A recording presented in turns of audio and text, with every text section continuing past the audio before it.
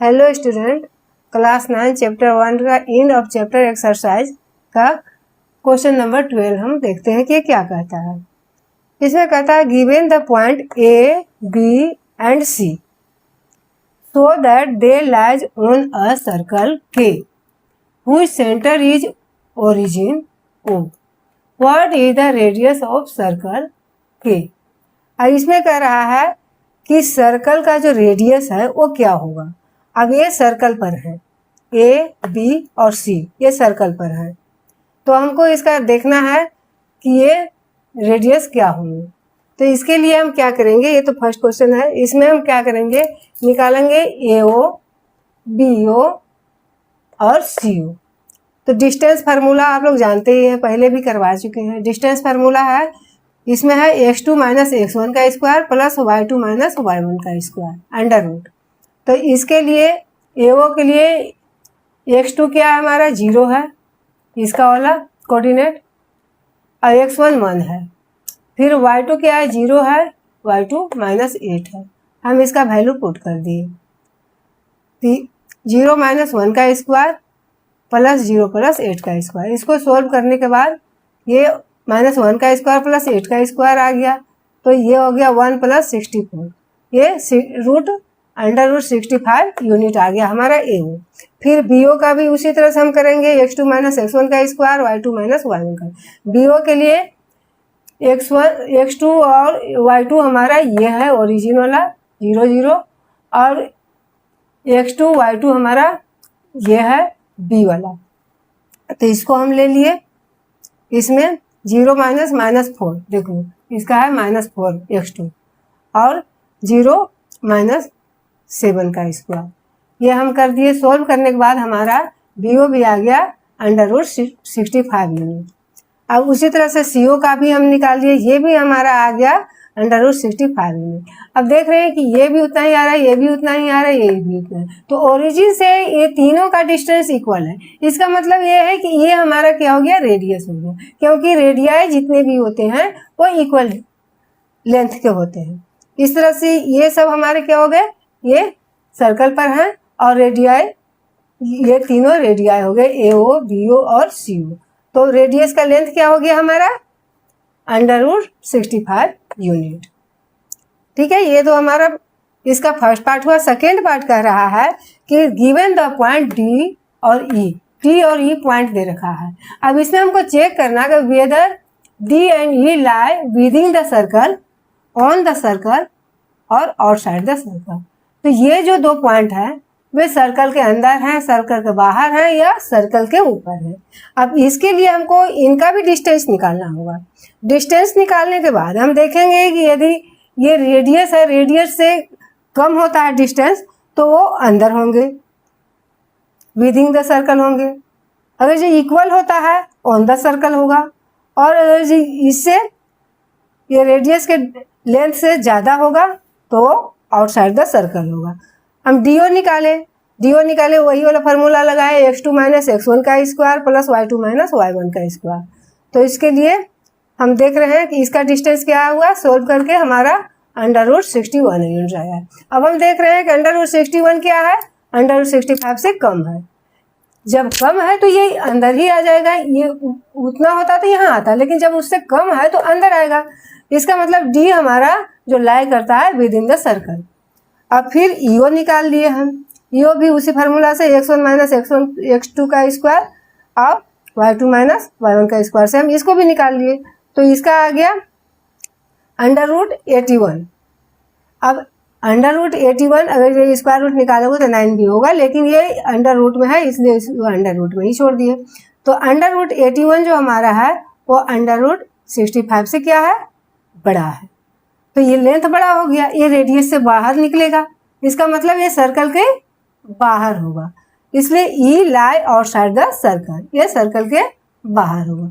इस तरह से हम सारे निकाल लिए। इसका सेकेंड पार्ट भी हमारा खत्म हो गया।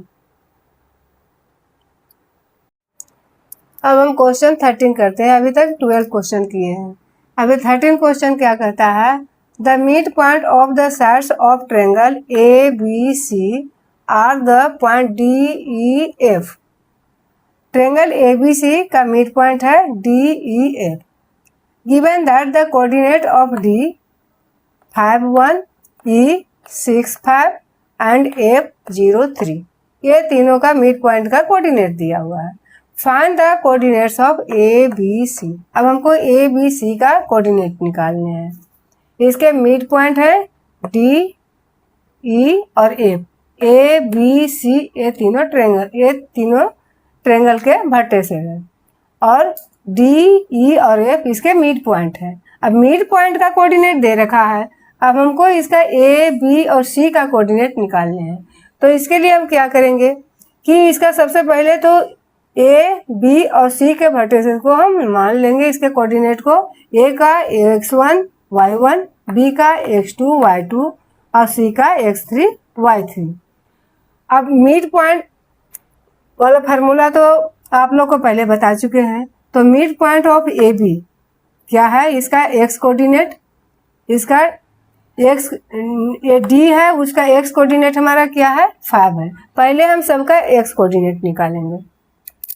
तो इसका होगा x1 प्लस x2 अपॉन में 2 इक्वल 5। ये दोनों का x1 और x2 जोड़ देने के और 2 से डिवाइड कर देंगे तो इसका कोऑर्डिनेट आ जाएगा, जबकि इसका दे रखा है। तब फिर इसको हम क्या करेंगे, क्रॉस मल्टीप्लाई कर देंगे तो x1 प्लस x2 इक्वल हमारा 10 हो गया। ये इक्वेशन फर्स्ट। अब x कोऑर्डिनेट ऑफ ई का x कोऑर्डिनेट निकालते हैं इसका। तो इसका x कोऑर्डिनेट है क्या 6 है। तो x2 प्लस x3 अपॉन में 2 इक्वल 6। फिर क्रॉस मल्टीप्लाई कर देंगे, x2 प्लस x3 हमारा क्या हो गया, इसको मल्टीप्लाई कर देंगे 12 आ गया। ठीक है। अब x कोऑर्डिनेट ऑफ f का x कोऑर्डिनेट हमारा क्या रखा है 0 है। अब आना क्या चाहिए, a का x1 y1 है, इसका x3 y3 है। तो x का निकाल रहे हैं, x1 प्लस x3 अपॉन में 2 करने पर हमारा ये आएगा।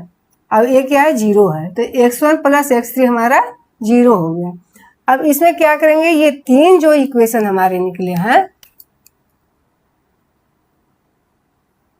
ये फर्स्ट इक्वेशन, सेकेंड इक्वेशन और थर्ड इक्वेशन, अब तीनों इक्वेशन को हम ऐड कर देंगे। तो इसमें देखो x1 प्लस x2 ये फर्स्ट इक्वेशन का, x2 plus x3 second equation का, x1 प्लस x3 ये थर्ड इक्वेशन का। अब ये तीनों का वैल्यू क्या है, x1 प्लस x2 हमारा 10 था, फिर x2 प्लस x3 हमारा 12 है और फिर x1 प्लस x3 हमारा 0 है। सबको हम ऐड कर दिए तो हम x1 भी हमारा 2 आ गया है, देख लो 1 2, x2 भी 2 है, x3 भी 2 है।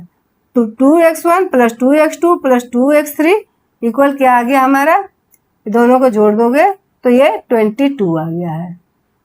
क्या आ गया 22 आ गया, दोनों को जोड़ देंगे तब। अब 2 हम कॉमन निकाल लिए इसका, 2x1 plus x2 plus x3 2 common निकाल लिए सभी में, इसलिए इक्वल 22। तो x1 plus x2 plus x3 हमारा क्या हो जाएगा, इसको भी हम 2 से डिवाइड कर देंगे, इसको भी डिवाइड कर देंगे तो 11 आ जाएगा हमारा। ये तो हमारा इसका वैल्यू आ गया। अब क्या करेंगे कि इक्वेशन फर्स्ट जो था उसका वैल्यू हम इस फोर्थ इक्वेशन में पुट करेंगे। तो इक्वेशन फर्स्ट क्या था हमारा, इक्वेशन फर्स्ट देख लो, x1 प्लस x2 बराबर 10 था, ये 10 था। तो हम x1 प्लस x2 की जगह पर वो 10 वैल्यू पुट करेंगे। तो x1 प्लस x2 की जगह पर 10 वैल्यू पुट कर दिए, प्लस में x3 इक्वल 11। अब हम माइनस कर दिए, x3 हमारा क्या आ गया 1 आ गया। अब उसी तरह से हम सेकेंड इक्वेशन का वैल्यू फोर्थ में पुट करेंगे तो हमारा x1 का वैल्यू निकलेगा, क्योंकि x2 प्लस x3 हमारा दे रखा है 12, x1 प्लस 12 हम लिख देंगे इक्वल 11। तो x1 हमारा क्या हो गया माइनस का 1 आ गया, क्योंकि 11 माइनस 12 हम करेंगे तो ये माइनस का 1 आएगा। उसी तरह से वैल्यू हम पुट कर देंगे इक्वेशन 3 में, 3 का इक्वेशन का वैल्यू हम फोर्थ में पुट करेंगे। तो इक्वेशन 3 में हमारा क्या है, x1 प्लस x3 इक्वल 0, इसका वैल्यू 0 है तो हमारा x2 निकल जाएगा, कितना आएगा 11 आ गया। तो x1 आ गया -1, x2 आ गया 11 और x3 आ गया 1। ये हमारा तीनों का x कोऑर्डिनेट निकल गया, a b और c का।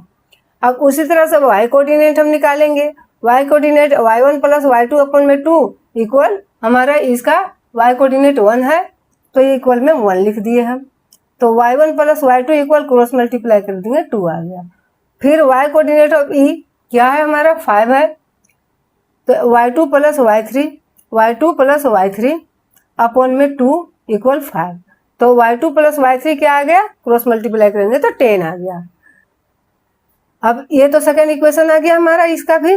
फिर y कोऑर्डिनेट ऑफ f, अब f का y कोऑर्डिनेट हम निकालेंगे तो क्या दे रखा है हमारा 3 दे रखा है, तो y1 प्लस y3 अपॉन में 2, y1 y3 अपॉन में 2 इक्वल क्या है 3 है।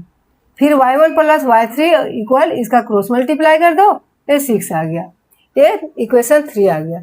तो जैसे x कोऑर्डिनेट हम निकाले थे उसी तरह से y कोऑर्डिनेट के लिए भी तीनों इक्वेशन को हम ऐड कर देंगे। तो y1 plus y2 plus y2 plus y3 plus y1 plus y3 ये तीनों इक्वेशन का हम ऐड कर देंगे और उसका वैल्यू भी ऐड कर देंगे। तो हमारा आ गया 2y1 plus 2y2 plus 2y3 equal, सबको जोड़ोगे तो 18 आ गया। अब 2 हम कॉमन उसी तरह से 2 से सबको डिवाइड कर देंगे, क्या आएगा y1 plus y2 plus y3 equal 9 आ जाएगा। इसको भी हम 2 से डिवाइड करेंगे। अब इसमें फिर इक्वेशन फोर्थ का वैल्यू 1 जो है, इक्वेशन 1 जो हमारा आया था उसका वैल्यू हम फोर्थ में पुट करेंगे जैसे x में किए थे। तो ये क्या आ जाएगा 2 प्लस y3, यहाँ पर पहले हम जब इक्वेशन 1 का वैल्यू फोर्थ में पुट करेंगे तो y3 का वैल्यू निकलेगा, 9 माइनस 2 करेंगे तो 7। फिर इक्वेशन 2 का वैल्यू हम फोर्थ में पुट करेंगे, फिर y1 का निकल के आएगा y1 प्लस 10, क्योंकि y2 प्लस y3 हमारा 10 है, तो y1 प्लस 10 इक्वल 9। तो y1 क्या आ जाएगा 9 माइनस 10, तो माइनस का 1 आ गया। फिर थर्ड इक्वेशन का वैल्यू फोर्थ में पुट करेंगे तो हमारा निकल के आएगा y2 का वैल्यू, क्योंकि y1 प्लस y3 हमारा दे रखा है 6, तो y2 equal plus 6 equal 9। y2 हमारा क्या हो गया 9 माइनस 6 तो 3। अब हमारा तीनों आ गया तो इसका हम कोऑर्डिनेट लिख देंगे। y1 हमारा आ गया -1, y2 आ गया 3 और y3 हमारा आ गया 7। इसका हम कोऑर्डिनेट लिख दिए। a का कोऑर्डिनेट क्या हो गया, देखो x1 भी हमारा -1 है और y1 भी हमारा -1 है, तो -1 और -1 आ गया। b का हमारा क्या है, x2 हमारा कितना आया 11 और y2 आया है 3, तो 11 और 3 आ गया। c का कोऑर्डिनेट क्या है, x1 हमारा 1 आया है, x3 हमारा 1 आया है और y3 हमारा 7 आया है, तो ये हमारा c का कोऑर्डिनेट हो गया। इस तरह से हम ये तीनों कोऑर्डिनेट निकाल लेंगे।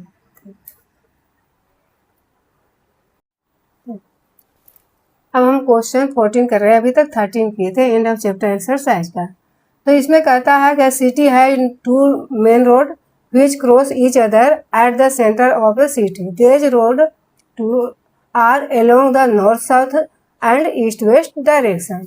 All other street of the city run parallel to this roads and are 200 metre apart. These are 10 streets in each direction. Using 1 centimeter equal 200 meter, draw a model of the city. अब ये question कर रहा है, इस पर आधारित हम ये मॉडल बना लिए। इसमें ये रोड है नॉर्थ साउथ डायरेक्शन का और ये रोड आता है ईस्ट वेस्ट डायरेक्शन का। ऊपर की तरफ नॉर्थ होता है, नीचे की तरफ साउथ होता है। फिर हमारा राइट में ईस्ट होता है, लेफ्ट में वेस्ट होता है, ये इतना जानते हैं। तो ये मेन रोड हमारे हो गए 2। और फिर कहता है मेन रोड के पैरेलल 10 जो है वो नॉर्थ साउथ डायरेक्शन में जाते हैं और 10 ईस्ट वेस्ट डायरेक्शन में जाते हैं। तो ये हम बना दिए, 5 ऊपर है 5 नीचे, और इसमें 5 है राइट साइड में, 5 लेफ्ट साइड में है। ये हमारा मॉडल बन गया। अब कहता है कि इसमें in the model each street intersection is form by 2 street, 1 in north south direction and other. ये बन गया हमारा। If the second street running in the north south direction and 5th in east west direction meet at some crossing, then we call the street intersection 2, 5। अब इसमें देखो north south वाला second, ये हो गया सेकेंड का, तो इसका 2, और इसका 5, ये यहाँ पर इसका 2 5 हमारा बन गया। ये हमारा हिंट्स दे रखा है। अब इसी पर कहता है कि using this convention find how many street intersect can be refer to as 4 3। अब हम जानते हैं 4 और 3, x का 4 y का 3, ये कहाँ है, x का 4 यहाँ से चला यहाँ और y का 3 यहाँ, तो ओनली 1 ही होगा क्योंकि ये यूनिक होता है, एक से अधिक नहीं होता। 4 x का 4 y का 3 सिर्फ ओनली 1 होगा, यही होगा सभी का। ये जितने भी कोऑर्डिनेट्स होते हैं यूनिक होते हैं, इसलिए हमारा ओनली 1 होगा। और दूसरा पूछ रहा है how many street intersect can be refer to as 3 4।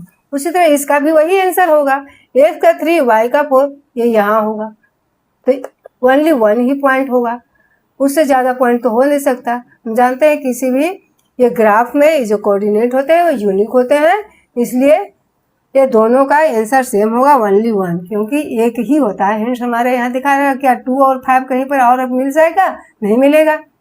उसी तरह से 4 और 3 भी नहीं मिलेगा, 3 और 4 भी एक, ये सारे एक ही मिलते हैं।